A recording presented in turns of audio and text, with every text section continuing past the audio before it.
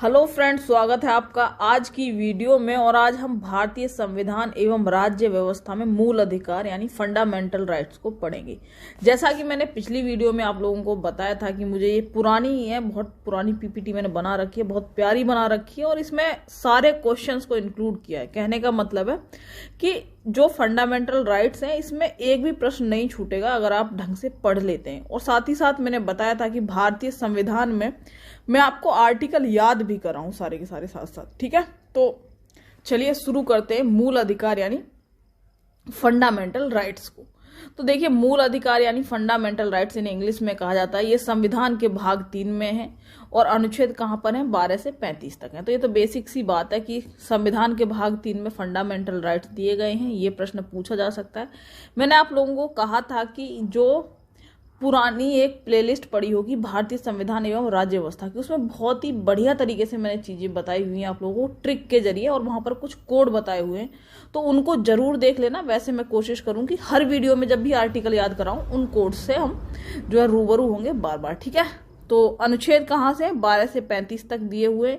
तो प्रश्न पूछा जाएगा कि भारतीय संविधान में अनुच्छेद, यानी अनुच्छेद का मतलब होता है पॉइंट्स, ठीक है, कौन से पॉइंट से कौन से पॉइंट तक जो है मूल अधिकारों का वर्णन किया गया, तो 12 से 35 तक। अगर पूछा जाए कि संविधान के किस भाग में है मूल अधिकार, तो भाग 3 में है मूल अधिकार यानी फंडामेंटल राइट्स। अब आगे प्रश्न आता है कि मूल अधिकार होते क्या हैं। तो देखिए यहां पर समझिए, किसी भी व्यक्ति के विकास के लिए, किसी भी व्यक्ति के भौतिक विकास और आध्यात्मिक विकास के लिए आवश्यक अधिकार, मूल अधिकार, मूल का मतलब होता है फंडामेंटल यानी बिल्कुल बेसिक से अधिकार। जैसे कि आप एक व्यक्ति हैं तो आपके भौतिक विकास, भौतिक में क्या है कि आप कहाँ कमाएंगे, क्या मतलब आपकी सोशल चीजें होंगी, समाज में क्या स्थान होगा, राजनीतिक जो आपके अधिकार हैं, ये सब क्या है, भौतिक अधिकार हैं। कहने का मतलब है आपके सामाजिक और आर्थिक अधिकार, यानी जो आप मन पसंदीदा जॉब करना चाहते हैं कुछ भी जॉब करिए। राजनीतिक अधिकार, अगर आपको पार्टी बनानी है या फिर किसको वोट डालेंगे, ये अधिकार, ये सारे के सारे जो अधिकार हैं, बेसिक अधिकार जो एक आदमी के विकास के लिए आवश्यक होते हैं। आध्यात्मिक मतलब जिस भी धर्म की आपको स्वतंत्रता मिली हुई है, जैसे चाहिए आप ध्यान करिए, पूजा करिए, कुछ भी करिए, किसी भी धर्म को मानिए, तो ये सब जो अधिकार हैं आपको किसमें मिले हुए हैं, जो भारत का संविधान है उसमें मूल अधिकार ये आपको दिए गए हैं। तो किसी भी व्यक्ति के भौतिक और आध्यात्मिक विकास के लिए आवश्यक अधिकारों को क्या कहा जाता है, मूल अधिकार। कहने का मतलब है अगर आपसे ये अधिकार छीन लिए जाएं तो आपकी जो जिंदगी है उसका विकास तो छोड़िए, बदतर हो जाएगी, बिल्कुल ही नरक हो जाएगी। कहने का मतलब है कि समाज में जैसे कह सकते हैं आप किसको दोस्त बना सकते हैं, किससे बातें करेंगे, किससे नहीं बातें करेंगे, कहाँ आ जा सकते हैं, अगर ये कोई और डिसाइड करने लग जाए। आर्थिक का मतलब है, मान लो अगर आपको पसंदीदा जॉब है, पुलिस की कोई कहे कि नहीं आप ये वाली जॉब नहीं कर सकते, आप ये काम नहीं कर सकते, ये कोई और डिसाइड करने लग जाए, तब आप को कैसा लगेगा, है ना। राजनीतिक का मतलब है कि आपको किसको वोट देना है, किसको नहीं देना है, पार्टी कौन सी ज्वाइन करनी, ये सब आपके मूल अधिकार हैं, कोई आपको जो है जबरदस्ती नहीं कर सकता। इनके छिन जाने पर जिंदगी जेल के समान हो जाती है। अब जैसे यहाँ पर समझ लीजिए थोड़ा सा, जो चीजें मैंने आपको बताई थी कि तुम कहाँ जाओगे, क्या खाओगे, क्या पहनोगे, क्या बोल सकते हो। अब यहाँ पर कुछ ना कुछ सीमाएं होती है। बोलने का मतलब है कि जो मूल अधिकार दे दिया गया है संविधान ने आपको कि आप अभिव्यक्ति यानी अपने विचारों को व्यक्त कर सकते हैं, बोल सकते हैं, पर इस बोलने में ये नहीं आता कि आप किसी को गाली गलौज करेंगे। ठीक है, तो कुछ ना कुछ सीमा होती है उन अधिकारों की। कहाँ पर रह सकते हैं, जमीन खरीद सकते हैं कि नहीं, किससे मिल सकते हैं, किन किन स्थानों पर जा सकते हैं। तो कहने का मतलब है जो बेसिक सी चीजें हैं जो आपके व्यक्तित्व के लिए बहुत ही ज्यादा जरूरी हैं एक इंसान के लिए, वो सब के सब अधिकार कहाँ मिलते हैं, मूल अधिकार कहलाते हैं। और कहाँ वर्णित है, भारत के संविधान में मूल अधिकार भाग 3 में दिए गए हैं। लिखा हुआ है कि ये सब कोई और डिसाइड करे तो सिंपल सी बात है, यही है कि मूल अधिकार जो मैंने अभी आपको समझाया यही मूल अधिकार हैं और एक व्यक्ति के विकास के लिए बहुत ही ज्यादा आवश्यक होते हैं। अब आगे आ जाइए, अगर ये छीन लिए जाएं, जैसे कि आपको जेल में बंद कर दिया जाता है, तो वहां पर क्या होता है कि आपके अधिकारों को कम कर दिया जाता है, आप अपनी मर्जी से कहीं आ जा नहीं सकते। ठीक है, भाषण बोलने का तो क्या जेल में बोल रहे हैं, पर बाहर कुछ अभिव्यक्ति नहीं कर सकते, खाने पीने का आप अपनी मर्जी से नहीं कर सकते, क्या पहनेंगे, ये सारे मूल अधिकार आपके कम कर दिए जाते हैं, आपकी आज़ादी छीन ली जाती है। तो आपकी जिंदगी जेल में जो है बहुत ही ज्यादा मुश्किल से गुजरती है। जेल में और जब बाहर है तो उसमें क्या अंतर है, मूल अधिकारों का अंतर है। ठीक है, तो चलिए यहाँ पर यही जेल की फोटोज हैं। देखिए, अगर मूल अधिकार आपसे ले लिए जाएंगे तो आपकी जिंदगी जेल के समान हो जाएगी, या फिर सिंपल सी भाषा में कहें कि जेल में आपके मूल अधिकार छीन लिए जाते हैं। कुछ मूल अधिकार आपके पास होते हैं, पर बहुत सारे मूल अधिकार आपको जेल में छीन लिए जाते हैं। ठीक है, तो चलिए, यहाँ पर ये आज़ाद हवा में आप सांस ले पा रहे हैं क्योंकि आपको मूल अधिकार भारत के संविधान ने दिए हुए हैं। ठीक है, तो उसकी कद्र करनी चाहिए। कई बार लोगों को जब बातें आती हैं कि भारतीय संविधान के संबंध में कुछ बोला जाता है, तो लोग जब पढ़ते नहीं है ना, समझते हैं, तो लगता है कि अरे ये तो बहुत आसान सी बात है ना। तो क्योंकि भारत के संविधान ने आपको आज़ादी दे रखी है, तो संविधान का सम्मान करिए। अब यहाँ पर देखिए कि कोई भी, ये जो आप देख पा रहे हैं, ये सभा कर रहे हैं, कुछ भी बात बोल रहे हैं, तो ये सब अधिकार हमारे संविधान ने हमें दिए हुए हैं। हम सरकारों की आलोचना कर सकते हैं, सरकारों की बुराइयां कर सकते हैं। कहने का मतलब है कि इस मुद्दे पर हम सहमत नहीं है सरकार से, किसी को गलत नहीं बोल सकते। कहने का मतलब व्यक्तिगत रूप से टारगेट नहीं कर सकते, पर हम सरकार की बुराई कर सकते हैं जिस जिस मुद्दे पर हम सहमत नहीं है। ये सब अधिकार हमें संविधान ने दिए हैं। किस धर्म को मानेंगे, किसकी पूजा करेंगे, क्या करेंगे, ये सब अधिकार हमें संविधान ने दिए हैं, मूल अधिकार। तो ये मौलिक अधिकारों को मैंने आप लोगों को समझाया। अब चलिए आगे चलते हैं। अब हम धीरे धीरे, ये तो बेसिक सी चीजें हमने जानी, अब देखेंगे जहां से प्रश्न पूछे जाते हैं। तो मूल अधिकार ऐसे अधिकार होते हैं जिन्हें सरकार भी आपसे छीन नहीं सकती। कहने का मतलब है कि सरकार आपके जो मूल अधिकार वर्णित हैं उनको ऐसे नहीं कि आपसे छीन लेगी। आप सरकार के खिलाफ जा सकते हैं कि हमारे मूल अधिकारों का हनन हो रहा है। ठीक है, तो सरकार भी आपसे छीन नहीं सकती, ये प्रश्न भी पूछा जाता है। कानूनी अधिकारों को सरकार, तो कहने का मतलब है कि ए ऑप्शन में अगर सुप्रीम कोर्ट दे दे और बी में दे दे हाई कोर्ट, वैसे ऐसे आएगा नहीं, तो आपको सुप्रीम कोर्ट पर लगा देना है। ठीक है, चलिए अब आगे चलते हैं। मूल अधिकार वाद योग्य हैं, न्याय योग्य हैं। कहने का मतलब है आप इन पर, मतलब जैसे आपके अधिकारों का अगर हनन हो रहा है तो आप इनके खिलाफ आवाज उठा सकते हैं। कहने का मतलब है आप न्यायालय में जा सकते हैं। न्याय योग्य हैं यानी कि आपके मूल अधिकार अगर कोई छीन रहा है तो न्यायालय उसकी रक्षा करेगा, न्याय के योग्य हैं। जैसे कि मूल अधिकारों के बाद नीति निर्देशक तत्वों में पूछा जाता है, जो कि हम आगे पढ़ने वाले हैं, नीति निर्देशक तत्व, तो वो वाद योग्य नहीं है, न्याय योग्य नहीं है। कहने का मतलब है अगर आप ये दावा नहीं कर सकते कि भाई नीति निर्देशक जो तत्व हैं उनका पालन सरकार नहीं कर रही है, तो आप न्यायालय नहीं जा सकते। पर हाँ, अगर आपके कोई मूल अधिकार छीन रहा है तो आप न्यायालय में जा सकते हैं। कहने का मतलब वाद योग्य है यानी न्याय योग्य है मूल अधिकार, ये प्रश्न पूछा जाता है। आगे देखिए, प्रवर्तनीय, कहने का मतलब है इन्फोर्समेंट, अगर आप जबरदस्ती लागू करेगा। कहने का मतलब कोई इंसान अगर आपके मूल अधिकार छीन रहा है तो न्यायालय जबरदस्ती उनको लागू करवा सकता है। प्रवर्तनीय, इन्फोर्स किए जा सकते हैं। ठीक है, निलंबन, निलंबन का मतलब है कि कई बार प्रश्न पूछा जाता है कि मूल अधिकारों का निलंबन कौन करेगा। तो निलंबन का मतलब होता है सस्पेंड करना। चलिए अब प्रश्न देख लेते हैं। पहला प्रश्न क्या है हमारे सामने, मौलिक अधिकारों की रक्षा कौन करता है भारत में? मौलिक अधिकारों की रक्षा तो मैंने आपको बताया था कि कौन करेगा रक्षा, न्यायालय करेगा। ठीक है, चलिए अब अगला प्रश्न देखते हैं। मौलिक अधिकारों में संशोधन करने में कौन सक्षम है? यानी मौलिक अधिकारों में संशोधन यानी उसमें चेंजेस कौन कर सकता है? राष्ट्रपति, सर्वोच्च न्यायालय, संसद या लोकसभा? तो बताया था संसद जो है उसको कम कर सकती है या फिर किसी को खत्म कर सकती है, राष्ट्रपति सिर्फ निलंबन करेगा। ठीक है, सर्वोच्च न्यायालय क्या करेगा, रक्षा करेगा। तो इसका आंसर हो गया संसद। भारत में भारतीय नागरिकों को प्रदान किए गए मूल अधिकारों को निलंबित नहीं किया जा सकता, वह निलंबित किया जा सकता है किसी भी उपस्थिति का मतलब यहाँ स्थिति होगा, स्थिति में निलंबित नहीं किया जा सकता है इनमें से कोई नहीं। तो आपको पता है कि जो नागरिकों को मूल अधिकार दिए गए हैं उनको निलंबित किया जा सकता है, यानी कुछ टाइम के लिए सस्पेंड किया जा सकता है। आगे हम लोग समझने वाले हैं कौन से आर्टिकल हैं। ठीक है, तो सस्पेंड कौन करेगा, पी यानी राष्ट्रपति, प्रेसिडेंट। ठीक है, आगे चलिए। मौलिक अधिकार वाद योग्य हैं, लचीले हैं, अवाद योग्य हैं या कठोर हैं? तो मैंने बताया है कि मौलिक अधिकार वाद योग्य हैं यानी इन पर जो है चर्चा की जा सकती है न्यायालय में और न्यायालय के द्वारा इन्फोर्स किए जा सकते हैं, यानी प्रवर्तनीय हैं, न्याय योग्य हैं, वाद योग्य हैं। क्या है, मौलिक अधिकार। वाद योग्य का मतलब अगर सरकार या कोई व्यक्ति मौलिक अधिकारों का जो है हनन कर रहा है तो आप न्यायालय में जा सकते हैं। ठीक है, अवाद योग्य कौन है, जो है नीति निर्देशक तत्व हैं, उनके खिलाफ आप न्यायालय में नहीं जा सकते। अब आगे आ जाते हैं मूल अधिकारों के बारे में और चीजों को समझते हैं।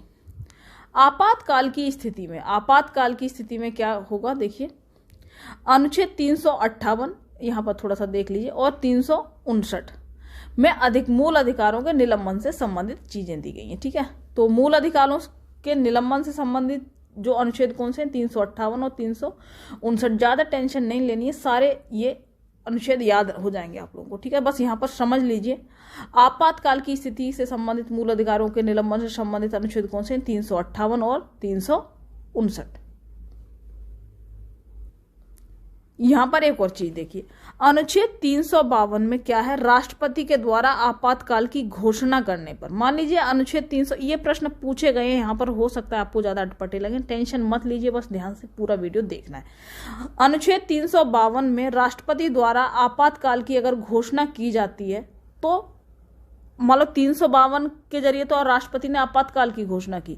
फिर अनुच्छेद 358 क्या कहता है, वो कहता है कि अनुच्छेद 19 में वर्णित मूल अधिकार स्वतः निलंबित हो जाते हैं अगर राष्ट्रपति ने 352 के जरिए आपातकाल की घोषणा की। 358 ने कहा कि भैया 19 जो अनुच्छेद है उसमें जो भी आपको मूल अधिकार दिए गए हैं, अनुच्छेद 19 में कौन कौन से मूल अधिकार दिए गए हैं उन पर भी हम बात करेंगे। कहीं भी आ जा सकते हैं, अभिव्यक्ति की स्वतंत्रता, घर खरीदने की स्वतंत्रता।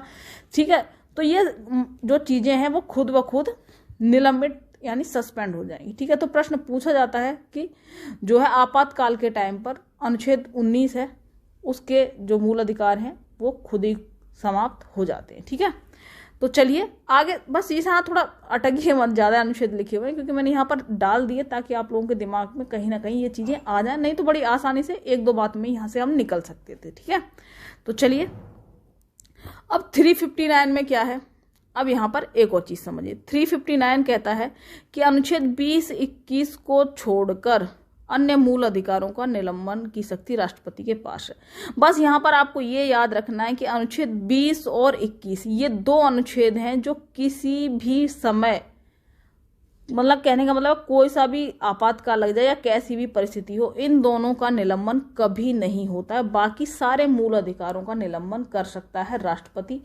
केवल 20 और 21 का निलंबन कभी नहीं होता है। ठीक है, और अगर पूछा जाए आपातकाल के टाइम पर, राष्ट्रीय जो आपातकाल है उसमें अनुच्छेद 19 का निलंबन हो जाता है खुद ही। ठीक है, तो सिंपल सी बात है, 20 और 21 कभी भी निलंबित नहीं होंगे। अगर पूछा जाए 19 कब होगा तो 358 के तहत जब राष्ट्रपति आपातकाल लगा देगा तो जो है 19 निलंबित हो जाएगा। ठीक है, तो चलिए आगे चलते हैं, अभी आपको क्लियर हो जाएंगे। प्रश्न यहां से पूछा जाता है कि अनुच्छेद 19 युद्ध एवं विदेशी आक्रमण के समय निलंबित किया जा सकता है। प्रश्न पूछा जाएगा युद्ध हो रहा हो भारत का किसी से, या फिर किसी देश ने भारत पर आक्रमण कर दिया हो, तो उस टाइम कौन सा आर्टिकल निलंबित हो जाएगा, तो अनुच्छेद 19 का निलंबन खुद ही खुद हो जाएगा। ठीक है, चलिए अनुच्छेद 20 व 21 किसी भी परिस्थिति में निलंबित नहीं होंगे। तो यही दो बातें हैं जिनके चक्कर में मैंने आपको इतनी चीजें बताई, क्योंकि जब थोड़ा डीपली पूछता है वो तब यहां से पूछ लेता है अनुच्छेदों को कि 358 के जरिए कौन सा अनुच्छेद जो है 19 में वर्णित मूल अधिकार स्वतः समाप्त हो जाएंगे। ठीक है, और 59 में क्या कहा गया कि 20 और 21 को छोड़ करके बाकी मूल अधिकारों के जो शक्ति है वो राष्ट्रपति के पास है। 19 कब होगा, युद्ध एवं विदेशी आक्रमण के समय। 20 और 21 किसी भी परिस्थिति में निलंबित नहीं किए जाएंगे। अब आगे आ जाइए, राष्ट्रीय आपातकाल के समय भी 20 और 21 को निलंबित नहीं किया जाएगा, यही मोस्ट इंपोर्टेंट बात है। अब यहाँ पर थोड़ा क्वेश्चन को सॉल्व कर लेते हैं। भारत में राष्ट्रपति को निलंबित की शक्ति प्राप्त है मौलिक अधिकारों को 21 में वर्णित मौलिक अधिकारों को 21A में वर्णित मौलिक अधिकारों को अनुच्छेद 19 में वर्णित मौलिक अधिकारों को सॉरी है ना। तो निलंबन की शक्ति किसके लिए प्राप्त है, तो देखिए सभी मौलिक अधिकारों को तो नहीं, अनुच्छेद 19 में वर्णित मौलिक अधिकारों को जो है समाप्त करने की शक्ति जो है राष्ट्रपति के पास है। 20 और 21 से संबंधित कोई भी चीज हो उनको कोई भी निलंबित नहीं कर सकता, हमारा राष्ट्रपति भी निलंबित नहीं कर सकता। ठीक है, अब आगे आ जाइए, निम्न में से किसको संविधान द्वारा मौलिक अधिकारों को लागू करने की शक्ति दी गई है, तो लागू करने की शक्ति किसके द्वारा है, भारत के सभी न्यायालयों के द्वारा, संसद को, राष्ट्रपति को, सर्वोच्च न्यायालय एवं उच्च न्यायालय को। तो सभी न्यायालयों को नहीं है मौलिक अधिकारों को लागू करने की शक्ति, सर्वोच्च न्यायालय और उच्च न्यायालय को है। ठीक है, आगे आ जाइए। अब मौलिक अधिकारों से संबंधित कुछ एक फैक्ट्स यानी तथ्यों को हम लोग समझते हैं। यहाँ पर इंग्लैंड के राजा थे जॉन, उनके द्वारा 1215 में अधिकारों की घोषणा की गई थी जिसको मैग्ना कार्टा कहा जाता है। तो मूल अधिकारों को फ्रांसीसी लैंग्वेज में बोलते हैं मैग्ना कार्टा। मैग्ना कार्टा का अर्थ है एक अधिकार पत्र, यानी एक घोषणा पत्र जिस पर अधिकार दिए गए थे लोगों को। तो सबसे पहले कहाँ दिए गए थे? इंग्लैंड के राजा जॉन ने ऐसे ही एक अधिकार पत्र जारी किया था, उसको मैग्ना कार्टा कहा जाता है। तो प्रश्न पूछा जाता है कि सबसे पहले किसने जारी किया था? तो इंग्लैंड के राजा जॉन ने 1215 में। सिंपल सा है, आपको अगर आएगा तो याद भी रहेगा। तो यही मैग्ना कार्टा है। नागरिकों के अधिकार से संबंधित पहला लिखित पत्र है ये, मतलब मौखिक रूप से तो सब जगह अधिकार दिए गए थे, पर लिखित रूप में पहला है ये मैग्ना कार्टा। सर्वप्रथम फ्रांस ने संविधान में मूल अधिकारों को स्थान दिया। अगर पूछा जाए संविधान में किसने सबसे पहले मूल अधिकारों को शामिल किया, तो फ्रांस ने किया था, ठीक है। और मूल अधिकारों के पत्र को क्या कहा जाता है? Magna carta. अगर नॉर्मली पूछा जाए सबसे पहले लिखित रूप में किसने किया था? इंग्लैंड के राजा जॉन ने। संविधान में पूछा जाए तो फ्रांस ने, ठीक है। भारतीय संविधान में मूल अधिकार कहाँ से लिए गए हैं? तो ये अमेरिका से लिए गए हैं, ठीक है, अमेरिका से।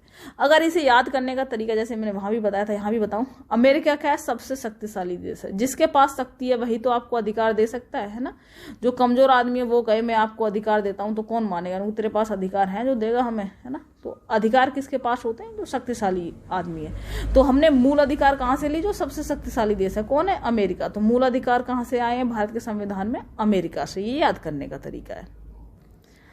संविधान का भाग 3 भारत का मैग्ना कार्टा कहा जाता है। अगर पूछा जाए भारत का मैग्ना कार्टा यानी अधिकार पत्र क्या है, तो भाग 3 संविधान का भाग 3 भारत का मैग्ना कार्टा कहा जाता है। ये याद करने के फैक्ट्स हैं। अनुच्छेद कहाँ से कहाँ तक है? तो 12 से 35 तक मूल अधिकार वर्णन किया गया है इसमें, ठीक है। मूल संविधान में 7 प्रकार के मूल अधिकार थे और वर्तमान में कितने? 6 मूल अधिकार हैं, क्योंकि संपत्ति का जो अधिकार था, मैंने आपको बताया अभी, जो संपत्ति का अधिकार था उसे कानूनी अधिकार बना दिया गया, मूल अधिकार नहीं है अब ये, ठीक है। तो उसको भी हम लोग आगे देखेंगे कब हटाया गया, क्या करा गया। तो मैग्ना कार्टा इंग्लैंड के राजा जॉन ने सबसे पहले जारी किया था। सर्वप्रथम फ्रांस ने संविधान में अपने मूल अधिकारों को स्थान दिया। भारतीय संविधान में मूल अधिकार अमेरिका से लिए गए हैं। भाग 3 को भारत का मैग्ना कार्टा कहा जाता है। मैग्ना कार्टा का मतलब होता है अधिकार पत्र, ठीक है। और अनुच्छेद 12 से 35 तक मूल अधिकार जो है दिए गए हैं। मूल संविधान में 7 प्रकार के मूल अधिकार थे, वर्तमान में 6 ही मूल अधिकार हैं, जिनको हम आगे देखेंगे। समानता का अधिकार। अब देखिए मूल अधिकारों को विभाजित किया गया, जैसे मैंने अभी बताया था कि 12 से 35 तक हैं। 12 से 13 2 आर्टिकल हैं, उनमें मतलब राज्य की परिभाषा दी गई है और चीजें दी गई हैं। पर अगर मूल अधिकार पूछे जाएंगे तो समानता का अधिकार मूल अधिकार है जो पहला हमारा, वो अनुच्छेद 14 से 18 तक वर्णित है। तो अनुच्छेद 14 से 18 तक समानता का अधिकार दिया गया है, ठीक है। अब आगे आ जाइए, स्वतंत्रता का अधिकार 19 से 22 तक। तो दूसरे नंबर पर क्या है? स्वतंत्रता का 19 से 22 तक। प्रश्न सीधे सीधे पूछा जाता है, ठीक है। और कई बार पूछा जाता है कि अनुच्छेदों का मिलान करने के लिए जाता है कि स्वतंत्रता का अधिकार कहाँ से कहाँ तक है या समानता का अधिकार कहाँ से कहाँ तक है, तो ये मिलान करने के लिए भी आ जाते हैं। शोषण के विरुद्ध अधिकार 23 से 24 तक। धर्म की स्वतंत्रता का अधिकार 25 से 28 तक। संस्कृति और शिक्षा संबंधी अधिकार 29 से 30 तक। और संवैधानिक उपचारों का अधिकार अनुच्छेद 32, ठीक है। तो यहाँ पर थोड़ा सा समझ लेते हैं। समानता का अधिकार अनुच्छेद 14 से 18, स्वतंत्रता 19 से 22, शोषण के विरुद्ध अधिकार 23 से 24, धर्म की स्वतंत्रता 25 से 28 और संस्कृति और शिक्षा संबंधी जो अधिकार है 29 से 30, संवैधानिक उपचारों का अधिकार अनुच्छेद 32, ठीक है। उपचारों का अधिकार है कहने का मतलब अगर बीमार हो जाए, आपके मूल अधिकार, बीमार का मतलब है कोई छीन ले, तो तब आप कौन सी रिट फाइल करेंगे, ये अनुच्छेद 32 में बताया गया है। याद करने का तरीका क्या है? समानता, स्वतंत्रता, शोषण और धर्म और संस्कृति, इनको पकड़ लेते हैं, ठीक है। तो मान लीजिए कि एक घर में लड़का और लड़की है, तो लड़की और लड़के में थोड़ा भेदभाव किया जाता है भारतीय समाज में। तो लड़की बात करती है समानता की कि मुझे घर में समानता सही चाहिए। तो जब वो 14 साल की थी, उसने मांग जारी रखी कि मुझे समानता चाहिए, फिर वो 18 साल की हो गई, ठीक है। तो 18 साल की हो गई तो मम्मी पापा ने कहा ठीक है भैया, तुम्हें समानता दे रहे हैं, 4 साल तक हम समानता पे तुम्हारी बात करते रहे। अब 18 साल के होने के बाद बच्चा हो जाता है बालिग, तो उसने कहा किसकी बात करी? स्वतंत्रता की, कि मुझे भी स्वतंत्रता चाहिए जैसे भैया को चाहिए, क्योंकि मैं भी अब 18 साल की हो गई हूँ। पहले समानता की बात करती, घर में समानता चाहिए, फिर क्या चाहिए? स्वतंत्रता, कि मुझे भी आज़ादी चाहिए जैसे भैया को मिल रखी है, ठीक है। तो वो कब से मांगना शुरू करी? क्योंकि उसने कहा मैं 18 साल की कंप्लीट हो गई हूँ, अब मैं 19वें साल में लग गई हूँ। 19 से 22 साल तक उसने स्वतंत्रता की लड़ाई लड़ी। फिर हुआ क्या, क्योंकि 21 ज़्यादा साल की हो गई, 21 साल में मान लीजिए उसने कोई पेपर पास किया, अब 22वें साल में वो बन गई SI, कुछ भी मान लीजिए सब इंस्पेक्टर बन गई। अब उसने वहां जाकर थाने में जाकर देखा कि भैया यहाँ तो तरह तरह के शोषण हो रहे हैं, क्योंकि महिलाओं को थोड़ा तंज कसे जाते हैं या ऐसी कोई चीजें हो रही हैं। तो उसने क्या, अब किसके विरुद्ध लड़ना पड़ेगा, शोषण के विरुद्ध लड़ना पड़ेगा। तो उसने 2 सालों तक 23 से 24 साल तक शोषण के विरुद्ध लड़ाई लड़ी। और फिर उसे धीरे धीरे चीजें समझ में आने लगी। फिर उसने धर्म की स्वतंत्रता की बात की, क्योंकि जब हम शुरुआत में होते हैं उस टाइम तक हमारी मान लीजिए समझ इतनी विकसित नहीं होती। जैसे ही 25 साल में आती है तो वो धर्म की स्वतंत्रता पर बातें करने लगती है। 25 से 28, 3-4 साल तो खूब धर्म की बातें होती हैं। फिर थोड़ी समझ आ जाती है, तब संस्कृति और शिक्षा की बातें चलने लगती हैं। तो सिंपल सा याद करने का तरीका है, ध्यान से सुनिए। एक लड़की है, 14 साल की होती है, उसके बाद वो लड़ाई लड़ती है किसकी, समानता की, घर में 14 से 18 तक लड़ती है। 18 साल की होने के बाद जब वो बालिग हो जाती है तब किसकी लड़ाई लड़ती है, स्वतंत्रता की, क्योंकि अब वो 19वें साल में आ चुकी है। 19वें साल में आने के बाद कब तक लड़ती है, 22 तक, क्योंकि 22वें साल के बाद उसकी नौकरी लग जाती है। यानी जब वो 23 और 24 साल यानी 2 सालों तक थाने में काम करती है। याद करने का तरीका है, ठीक है। तो वहां पर किसके विरुद्ध लड़ाई लड़ती है, शोषण के विरुद्ध। फिर किसकी, धर्म की स्वतंत्रता। 25 साल के बाद धर्म के जो भी चीजें चलती हैं उस पर खुलकर बोलती है। 25 से 28 हो गए धर्म के, और शिक्षा और संस्कृति संबंधी 29, 30, 31 में संपत्ति का अधिकार था जो हटा दिया गया है, ठीक है। तो इसलिए इसमें 30 के बाद 31वां जो है मूल अनुच्छेद की बात नहीं करी गई है, और सीधे हम आ गए 32 पर, जिसमें संवैधानिक उपचारों का अधिकार दिया गया, ठीक है। तो इसको थोड़ा लिख लेना, डेफिनेटली इससे तुम्हें याद रहेगा, नहीं तो बार बार कंफ्यूज होगे ही होगे, ठीक है। तो समानता, स्वतंत्रता, शोषण के विरुद्ध, धर्म, संस्कृति और शिक्षा, संवैधानिक उपचारों का अधिकार। अब आ जाते हैं थोड़ी सी और चीजें समझते हैं मूल अधिकारों के बारे में। हटाया गया मूल अधिकार कौन सा है, तो जो 6वां मूल अधिकार है उसको हटा दिया गया है, ठीक है। तो 6th मूल अधिकार, जैसे मैंने आपको बताया था, इसमें अनुच्छेद कौन सा था, जो है 31 था। 44वें संविधान संशोधन 1978 के द्वारा जो 6वां मूल अधिकार है उसे हटा दिया गया। संपत्ति के अधिकार को मूल अधिकारों की सूची से हटाकर कानूनी अधिकार बना दिया गया, और अनुच्छेद 300 जो है कै के तहत, ठीक है। तो इस यहाँ पर थोड़ा सा याद कर लीजिए,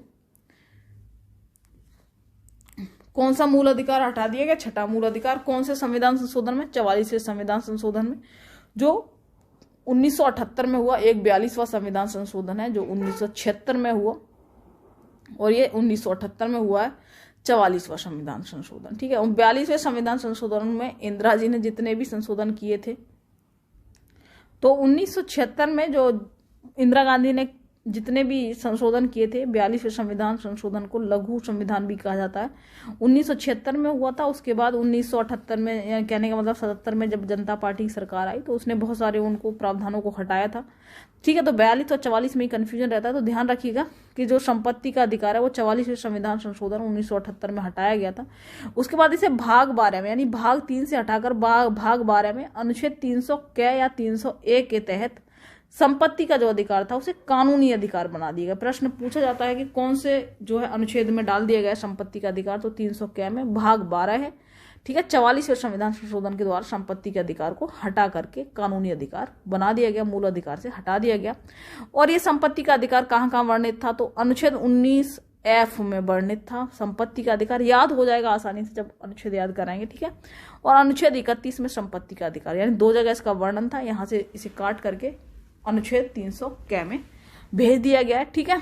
तो मूल अधिकारों पर मैंने अभी बेसिक सी बातें बताई, क्योंकि वीडियो बहुत लंबा हो जाएगा। इसके बाद हम कल बात करने वाले हैं अनुच्छेद 12 से लेकर के आगे जो भी अनुच्छेद हैं उनको मैं आपको याद कराऊं। बहुत ही ज्यादा इंपॉर्टेंट है, क्योंकि यहाँ से जो प्रश्न है ना सीधे सीधे आपको याद हो जाएंगे, ठीक है। कि अनुच्छेद 12 में क्या है, 13 में क्या है, 14 में क्या है, आपकी उंगलियों पे होगा। बस आपको पेशेंस के साथ पूरी वीडियो देखनी है, और बस जो जो चीजें मैंने आपको बताई हैं थोड़ा सा है ना मेहनत करके उनको लिख लेना, कहीं पर स्क्रीनशॉट लेना हो स्क्रीनशॉट ले लेना, लिख लोगे तो ज़्यादा बढ़िया रहेगा, ठीक है। तो चलिए, अगर वीडियो पसंद आई हो तो लाइक कर देना और चैनल को सब्सक्राइब कर लेना।